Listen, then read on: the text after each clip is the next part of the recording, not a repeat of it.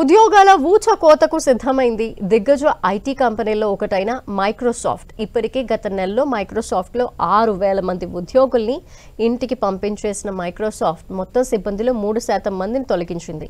తాజాగా మరోసారి ఉద్యోగులపై వేటు వేస్తామని మైక్రోసాఫ్ట్ సీఈఓ సత్య నాదెళ్ల ప్రకటించడం ఉద్యోగుల్లో టెన్షన్ పెడుతోంది. వచ్చే నెలలో మరింత మందిపై వేటు తప్పదని సత్య నాదెళ్ల హెచ్చరించారు. కంపెనీ చరిత్రలో ఎప్పుడూ లేనంతగా లేఆఫ్స్కి సిద్ధమవుతున్నట్టు ఆయన ప్రకటించడం ప్రస్తుతం ప్రపంచవ్యాప్తంగా చర్చనీయాంశమైంది. ఏఐ ఆటోమేషన్తోనే ఉద్యోగాల కోతకి కారణంగా వార్తలు వస్తున్నాయి. అయితే దీనిని మైక్రోసాఫ్ట్ సీఈఓ సత్య నాదెళ్ల ఖండించారు. ఏఐ టెక్నాలజీ ఎంత ముందుకు వెళ్ళినా ఒక మంచి టెక్నాలజీ నిపుణులుగా ఎదగాలంటే సాఫ్ట్వేర్ ఇంజనీర్లంతా బేసిక్ అంశాలపై పట్టు సాధించాల్సిందేనని ఆయన స్పష్టం చేశారు. హెల్త్ కండిషన్తో పాటు పేపర్ వర్క్ వంటి రోజువారీ పనుల్ని ఏఐ సులభతరం చేయాలన్నారు.